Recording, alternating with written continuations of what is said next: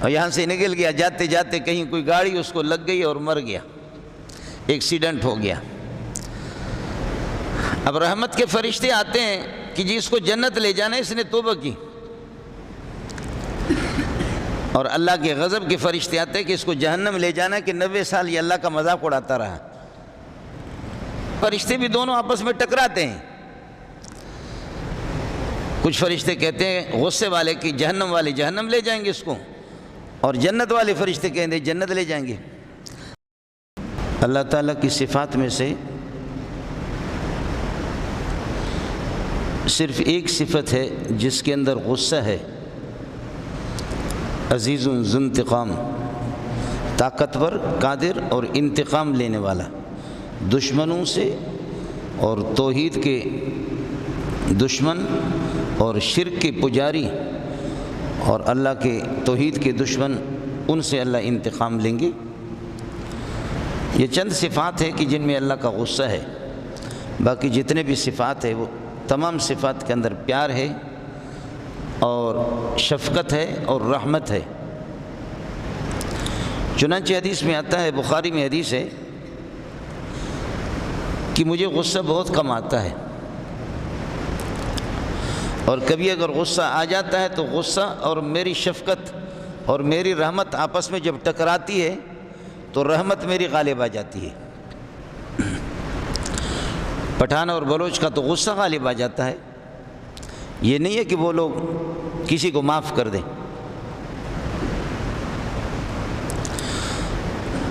مظلوم پر، غریب پر جس سے کچھ قصور ہو گیا، کوتاہی ہو گئی، اس پر آپ کو آ گیا غصہ،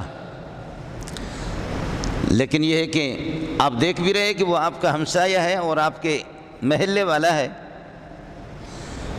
غریب آدمی ہے، مسکین آدمی ہے، تو محلہ اور ہمسایہ والا ہونا اس کا تقاضا یہ ہے کہ اس کو معاف کر دو، لیکن آپ کی بلوچیت اور آپ کا پٹھان ہونا اس کا تقاضا یہ ہے کہ اپنی جہالت کو نافذ کرو۔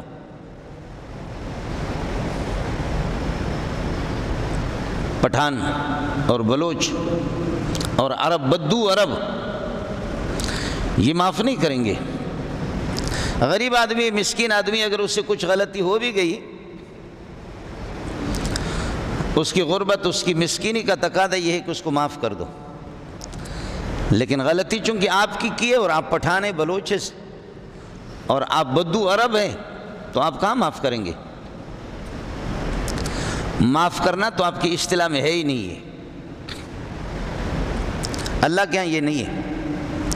اللہ کو کوئی آدمی 90 سال اگر گالیاں بھی دیتا ہے اس کا مذاق اڑاتا ہے، غفلت میں، نادانستگی میں، بے شعوری میں اللہ کو گالیاں دیتا ہے، اللہ کا مذاق اڑاتا ہے۔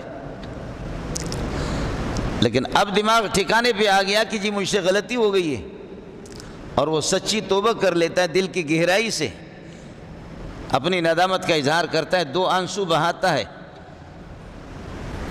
کہ میں نے توبہ کیا۔ واقعی اندر منافقوں والی توبہ نہ ہو، مسلمانوں والی توبہ ہو، اور ایمان اور مومنین کی توبہ ہو۔ ہر بندے کو پتہ ہوتا ہے کہ میں جب توبہ کر رہا ہوں، رو رہا ہوں، میرے رونے میں یہ اوپر کے آنسو ہے، لوگوں کو دھوکہ دینا ہے یا اندر کی؟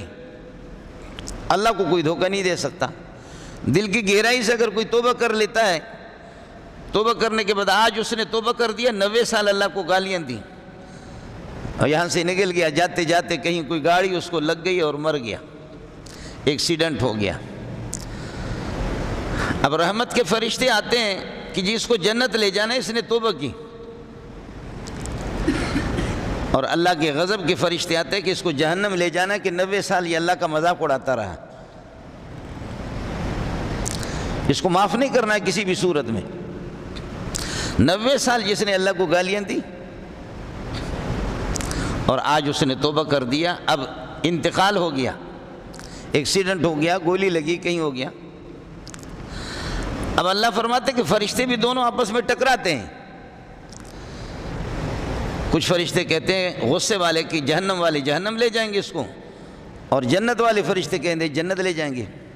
اللہ فرماتے ہیں کہ میرے دونوں صفات بھی آپس میں ٹکراتے ہیں۔ میرا غضب عزیز ذو انتقام، میں طاقتور ہوں اور انتقام لینے والا ہوں، گرفت کرنے والا ہوں۔ اس کا تقاضا یہ ہے کہ جہنم میں 90 سال اس نے میرا مذاق اڑایا، اور بسم اللہ الرحمن الرحیم، رحمان بھی ہوں اور رحیم بھی ہوں۔ رحمت کا تقاضا یہ کہ نہیں اس کو معاف کر دو، غصے کا تقاضا یہ کہ جہنم میں بھیج دو، رحمت کا تقاضا جنت میں بھیج دو۔ تو حدیث میں ہے ان رحمتی قد سبقت غضبی، میری رحمت میرے غصے پر غالب آ جاتی ہے، یہ جنت چلا جاتا ہے۔ یہ چیز اللہ بلوچ کو کہاں نصیب کرے، پٹھان کو کہاں نصیب کرے۔